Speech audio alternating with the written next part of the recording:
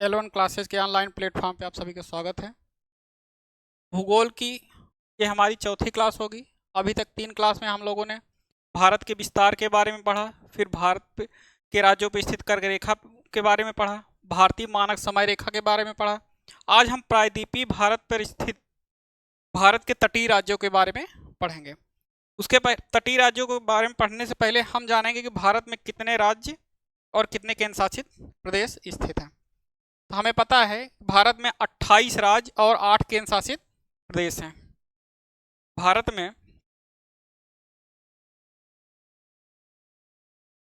में 28 राज्य और 28 राज्य 8 केंद्र शासित 8 केंद्र शासित प्रदेश। 28 राज्य में सबसे पहला राज्य आंध्र प्रदेश बना था।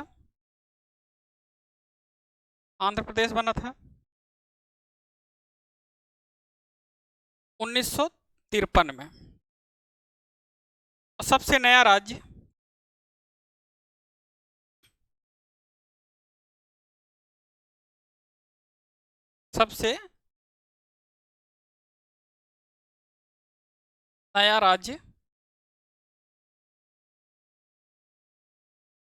तेलंगाना बना।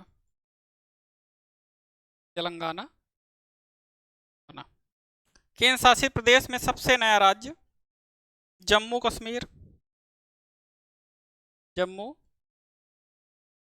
कश्मीर और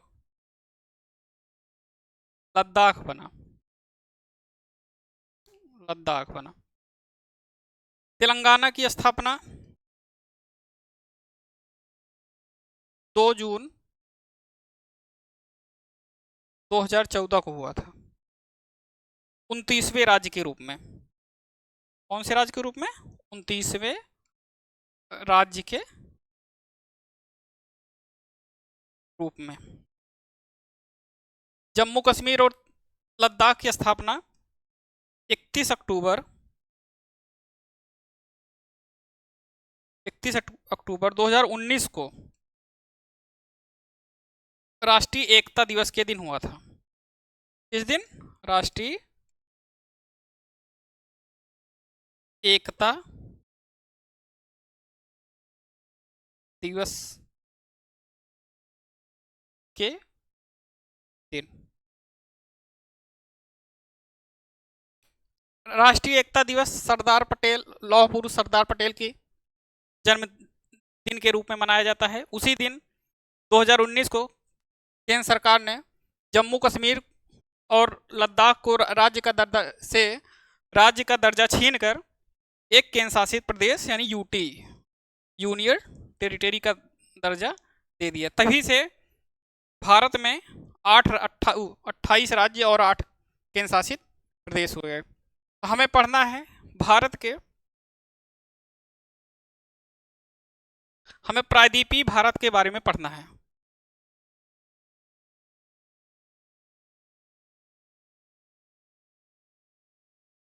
तो प्रायद्वीपीय भारत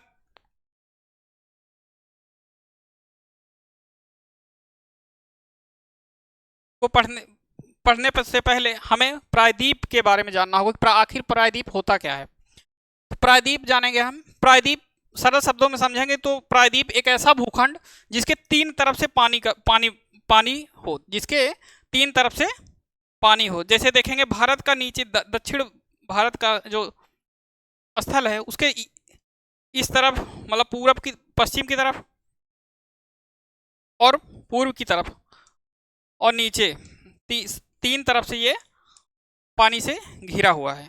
इसका मतलब है कि भारत का जो दक्षिणतम हिस्सा है ये प्रायद्वीपीय भारत कहलाता है। प्रायद्वीपीय भारत के तट पे बसे कुछ राज्यों के बारे में हमें जानकारी प्राप्त करना है। जैसे हमें पता है कि प्रायद्वीपीय भारत में कुल तट पे स्थित कुल 9 राज्य स्थित हैं। कितने राज्य? 9 राज्य स्थित हैं। उसको हम एक बार मैप के माध्यम से देख लेंगे। अब हम देखेंगे तो प्रायद्वीपीय भारत की जो तटीय सीमा दिख रही है कुछ यहाँ तक है, यानी कि गुजरात पश्चिम से गुजरात से लेकर पूर्व में पश्चिम बंगाल तक है। पश्चिम में गुजरात से लेकर पूर्व में पश्चिम बंगाल तक है। इसकी कुल लंबाई 6100 किलोमीटर है। 6100 किलोमीटर है। अगर हम लक्षद्वीप ये वाला हिस्सा और अंडमान निकोबार द्वीप समूह को भी शामिल कर लिया जाए तो इसकी तटीय रेखा की लंबाई 7516.7 किलोमीटर है। लेकिन जब हमसे पूछा जाएगा मुख्य भारत की तटीय सीमा की लंबाई तो हम बताएंगे 6100 किलोमीटर, और जब पूछा जाएगा कुल पूरे भारत की तटीय सीमा की लंबाई तो हम बताएंगे 7516 किलोमीटर। तो अभी हमें सिर्फ तटीय सीमा के मुख्य भारत की तटीय सीमा के बारे में जानकारी लेना है। जब हम प्रायद्वीपीय भारत का नक्शा जब बनाएंगे तो हमें पता है कि प्रायद्वीपीय भारत में कुल 9 राज्य, कितने राज्य? 9 राज्य तट से लगे हुए हैं। तट से 9 तटीय राज्य हैं, मान लीजिए 9 राज्य तटीय, सॉरी 9 तटीय राज्य हैं। कितने हैं? 9 तटीय राज्य। अब इन 9 तटीय राज्यों को हम 2 भागों में पढ़ेंगे। जैसे एक को हम पश्चिम तटीय कहेंगे,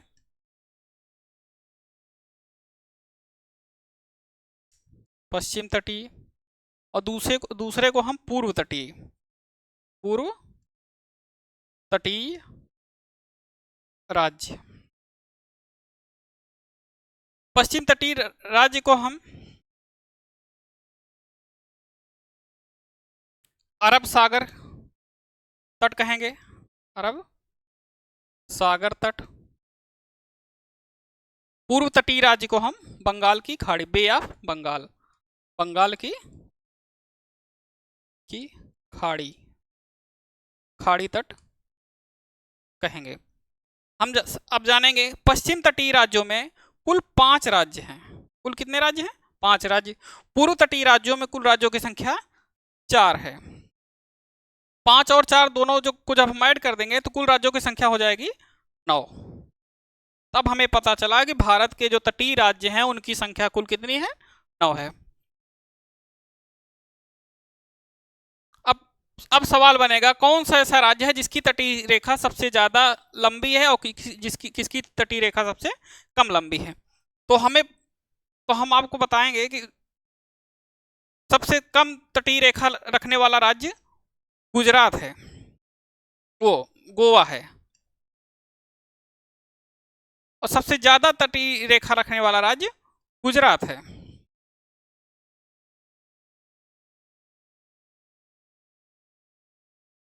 इसे तो सबको पता होगा।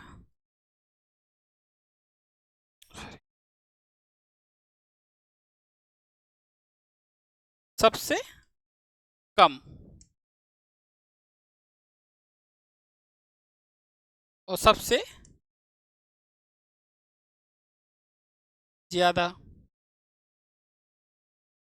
लेकिन जब सवाल बदल देगा और कहेगा कि पश्चिम तटीय राज्य की सबसे ज्यादा लंबाई रखने वाला राज्य कौन सा है और पूर्व तटीय की सबसे लंबी तटीय रेखा रखने वाला कौन सा राज्य है, तब सवाल बदल जाएगा। जैसे पूर्व तटीय राज्यों में सबसे जो लंबी तटीय रेखा रखता है वो है आंध्र प्रदेश। क्या है? आंध्र प्रदेश। और पूर्व तट में सबसे कम कौन रखता है? आंध्र प्रदेश। सबसे ज्यादा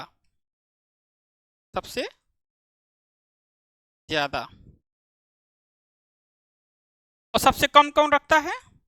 वो है पश्चिम बंगाल। पश्चिम बंगाल।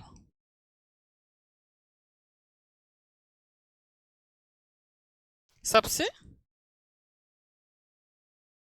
कम।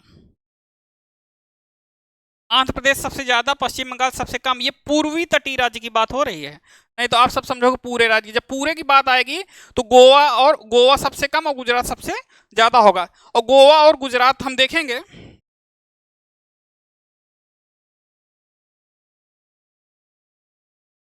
हम देख रहे हैं, जिसे इसमें देखेंगे तो गोवा गोवा कुछ यही है और गुजरात यहाँ है। इसे हम सबसे बड़ा माने हैं, सबसे बड़ा, और गोवा को सबसे छोटा। ये किस तट पे है? ये पश्चिमी तट पे है। अगर पूरे भारत के तटीय रेखा के सबसे बड़ा और सबसे छोटा की बात की जाए तो गुजरात और गोवा होगा, लेकिन अगर सिर्फ पश्चिमी तट की बात किया जाए तब भी क्या होगा? गुजरात और गोवा होगा।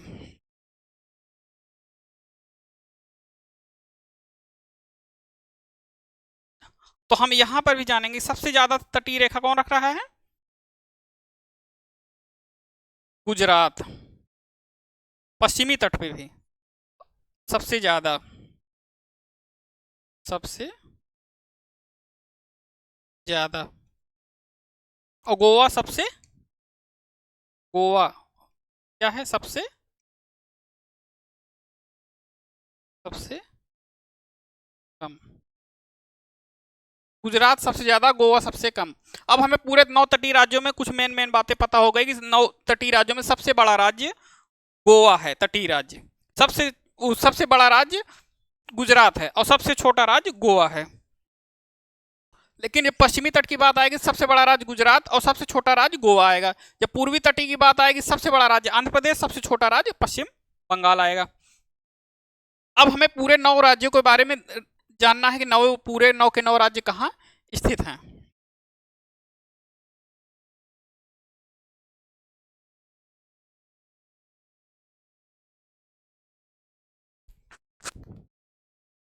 सबसे पहले हम देखेंगे, पश्चिमी तट से शुरुआत करेंगे तो सबसे पहले हमें गुजरात मिलेगा।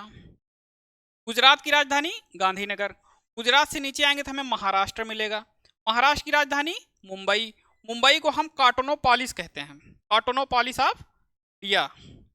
यानी यहाँ पे क्या होता है? कार्टोनोपोलिस ऑफ इंडिया। यहाँ पर सूती वस्त्र के बहुत बड़े बड़े कारखाना स्थित है, इसीलिए इसे हम कार्टोनोपोलिस ऑफ इंडिया कहते हैं। जब महाराष्ट्र की राजधानी मुंबई। महाराष्ट्र से नीचे आएंगे तो हमें मुंबई और कर्नाटक के तट पे ही एक छोटा सा राज्य मिलेगा जिसे कहते हैं गोवा। गोवा गोवा से नीचे आएंगे, गोवा के नीचे आएंगे तो हमें मिलेगा कर्नाटक। कर्नाटक कैपिटल है बेंगलुरु। बेंगलुरु, पहले इसका कैपिटल क्या होती थी? बेंगलोर। अब कहते हैं बेंगलुरु। बेंगलुरु को इलेक्ट्रॉनिक सिटी ऑफ इंडिया कहते हैं। क्या कहते हैं? इलेक्ट्रॉनिक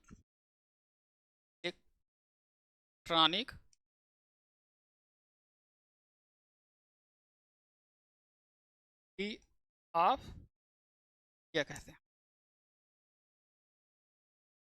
जब कर्नाटक कैपिटल बेंगलुरु के नीचे आएंगे तो केरल मिलेगा, एक पतला सा तटीय राज्य। और केरल की कैपिटल है थिरुवनंतपुरम। केरल की कैपिटल क्या है? थिरुवनंतपुरम। केरल साइलेंट वैली के लिए प्रसिद्ध है, शांत घाटी। केरल किसके लिए प्रसिद्ध है? शांत घाटी के लिए प्रसिद्ध है। अब जब हम केरल से नीचे आएंगे, केरल के नीचे पूरब की ओर आएंगे तो हमें मिलेगा तमिलनाडु। तमिलनाडु की कैपिटल है चेन्नई। आपको दिख रहा होगा, अब नहीं दिख रहा तो रेड में देखिए। तमिलनाडु कैपिटल आपको क्या दिख रही है? चेन्नई। चेन्नई का पुराना नाम क्या है? मद्रास। चेन्नई का पुराना नाम मद्रास है। अब चेन्नई से ऊपर आएंगे तो हमें मिलेगा आंध्र प्रदेश। आंध्र प्रदेश में अभी अभी वर्तमान में एक नई राजधानी बनी है जिसका नाम है विशाखापट्टनम। यहाँ पे है विशाखापट्टनम। विशाखापट्टनम। जब आंध्र प्रदेश के ऊपर जाएंगे तो हमें मिलेगा उड़ीसा। उड़ीसा की राजधानी भुवनेश्वर। उड़ीसा की राजधानी क्या है? भुवनेश्वर। भुवनेश्वर के ऊपर जाएंगे तो हमें मिलेगा वेस्ट बंगाल। वेस्ट बंगाल की राजधानी कोलकाता। वेस्ट बंगाल की राजधानी कोलकाता। यानी ये हमारे कुल 9 तटीय राज्य हो गए जिनके हमें राज्य की राजधानियों के बारे में भी पता हो गया। तो अब एक बार फिर से रिवीजन कर लेते हैं। गुजरात, गुजरात की राजधानी गांधीनगर। गुजरात से नीचे है महाराष्ट्र। महाराष्ट्र की राजधानी मुंबई। मुंबई को क्या कहते हैं? कार्टोनोपोलिस ऑफ इंडिया। मुंबई को कार्टोनोपोलिस ऑफ इंडिया के साथ साथ भारत की वित्तीय राजधानी भी कहते हैं। भारत की वित्तीय राजधानी। भारत का हॉलीवुड भी कहते हैं, जहां जिसे हम बॉलीवुड कहते हैं।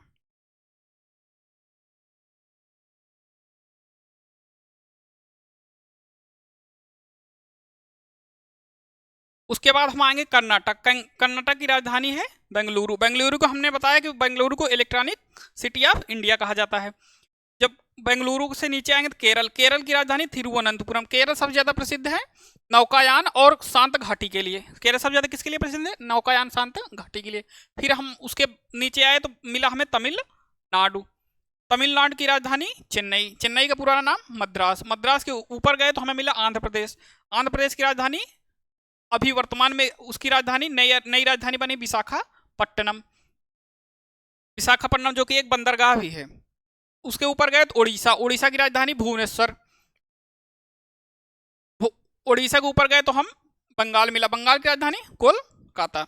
हमें पूरे 9 के 9 राजधानियों के नाम और उनके कुछ इंपॉर्टेंस के बारे में हमें पता हो गया। अब हम इनके क्रम के बारे में, इनकी लंबाई और लंबाई के मतलब सबसे ज्यादा तट किसकी है, सबसे कम किसकी तट है, इसकी हम लंबाई को एक क्रम से देख लेते हैं। तो सबसे नंबर 1 पे आएगा आपका गुजरात। क्या आएगा? गुजरात। नंबर 2 पे आएगा आंध्र प्रदेश। नंबर 3 पे आएगा तमिलनाडु।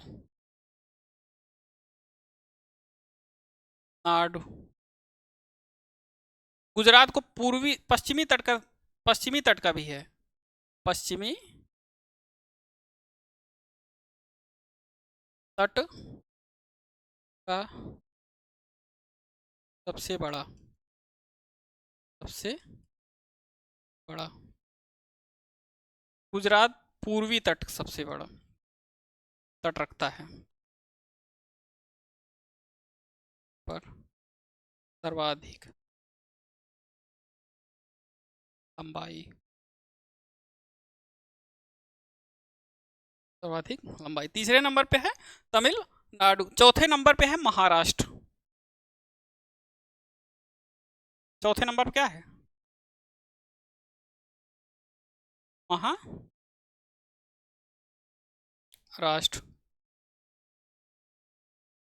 पांचवे पे है केरल।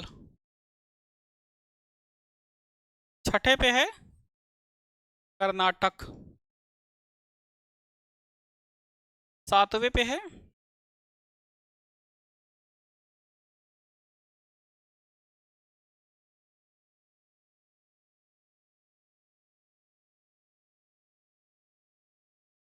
छठे पे है कर्नाटक। सातवें पे है उड़ीसा। और आठवें पे है पश्चिम बंगाल। और नौवें पे है गोवा। गोवा में सबसे कम तट, पश्चिमी तट और कहाँ कहाँ, पश्चिमी तट, पश्चिमी तट और पूरे प्रायद्वीपीय भारत में, पूरे प्रायद्वीपीय भारतीय तट में, भारतीय तट पश्चिम बंगाल सबसे कम तट रखता है, कम तट कहाँ पे? पूर्वी पूर्वी तट पर, पूर्वी तट पर। हमें अब 9 के 9 राज्य मिल गए। सबसे सबसे ज्यादा तट रेखा रखने वाला राज्य गुजरात, सबसे कम गोवा। अब इसे क्रम से एक बार फिर से देख लेंगे। गुजरात, आंध्र प्रदेश, तमिलनाडु, महाराष्ट्र, केरल, कर्नाटक, उड़ीसा, पश्चिम बंगाल और गोवा। छठे नंबर पे हमारा उड़ीसा आएगा। क्या आएगा? उड़ीसा। और 7वें नंबर पे हम कर्नाटक आएगा। ये गलती हो गई। छठे नंबर पे उड़ीसा और 7वें नंबर पे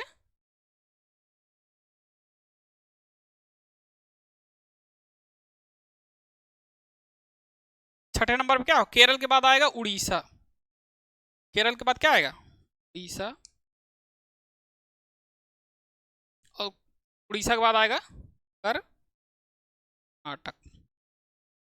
यानी कि उसके बाद पश्चिम बंगाल, फिर गोवा। यानी पूरे 9 के 9 राज्य हमारे हो गए।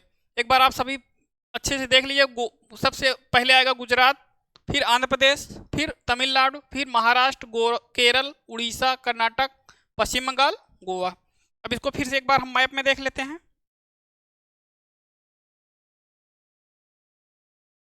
मैप में देखेंगे, सबसे पहले गुजरात, फिर महाराष्ट्र, फिर कर्नाटक, केरल, तमिलनाडु, आंध्र प्रदेश, उड़ीसा और पश्चिम बंगाल।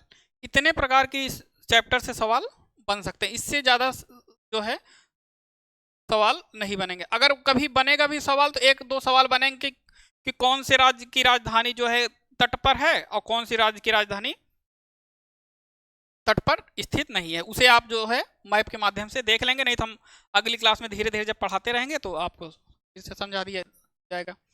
तो हमारा आज का जो ये पूरा लेक्चर हुआ ये समाप्त। अगली क्लास में हम आपको पूर्वोत्तर भारत के बारे में पढ़ाएंगे। पूर्वोत्तर के भारत के बारे में पढ़ाने से पहले हम जब आपको कर्क रेखा पढ़ाए थे तो कर्क रेखा और भारतीय मानक समय रेखा के बारे में एक बात बताना भूल गए थे। कर्क रेखा और जो भारतीय मानक समय रेखा जब 82.5 डिग्री देशांतर जब हम गुजारेंगे तो एक जगह इसका कर्क रेखा और 82.5 डिग्री भारतीय यानी भारतीय मानक से रेखा का एक मिलन बिंदु आता है। वो है छत्तीसगढ़ में। कहाँ है? छत्तीसगढ़ में। उस स्थान का नाम है सूरजगढ़, सूरजपुर, सूरजपुर के भैंसा मुंडा नामक स्थान पे। कहाँ है? भैंसा मुंडा नामक स्थान पे इन दोनों का मिलन बिंदु है। यानी किसका? कर्क रेखा और भारतीय मानक समय रेखा। प्रायद्वीपीय भारत को 22 डिग्री, 23.5 डिग्री अगर ये कर्क रेखा को हम मानते हैं, भारत के बीचों बीच से गुजरती है तो उसके नीचे 22 डिग्री है। 22 डिग्री से भारत को 22 डिग्री के नीचे ही जो भारत का हिस्सा है उसे हम प्रायद्वीपीय भारत कहते हैं। 22 डिग्री के ऊपर जो भारत का हिस्सा है उसे हम प्रायद्वीपीय भारत नहीं कहेंगे। सिर्फ 22 डिग्री के नीचे, 22 डिग्री के नीचे जितना भी जो भी हिस्सा है वो हम प्रायद्वीपीय भारत में गिना जाएगा। इसीलिए प्रायद्वीपीय भारत में राजस्थान का कोई भी हिस्सा नहीं आता। 22 डिग्री के ऊपर ही राजस्थान है, इसीलिए राजस्थान को हम प्रायद्वीपीय भारत में गिनती नहीं करते हैं। कभी कभी सवाल दे देता है कौन सा राज्य ऐसा है जो प्रायद्वीपीय भारत में जिनकी प्रायद्वीपीय भारत में स्थित नहीं है, तो उनमें से 3 यहाँ से दे देगा, 1 राजस्थान दे देगा। और फिर 3 यहाँ से दे देगा तो जो मध्य प्रदेश है वो 22 डिग्री के नीचे है तो मध्य प्रदेश भी दिया रहेगा। हम लोग जो है मध्य प्रदेश मार देंगे और राजस्थान को छोड़ देंगे। तो यहाँ पे हमें सिर्फ राजस्थान को ध्यान देना है कि राजस्थान जो है प्रायद्वीपीय भारत का हिस्सा नहीं है। अगली क्लास में हम लोग पूर्वोत्तर भारत के बारे में पढ़ेंगे। धन्यवाद।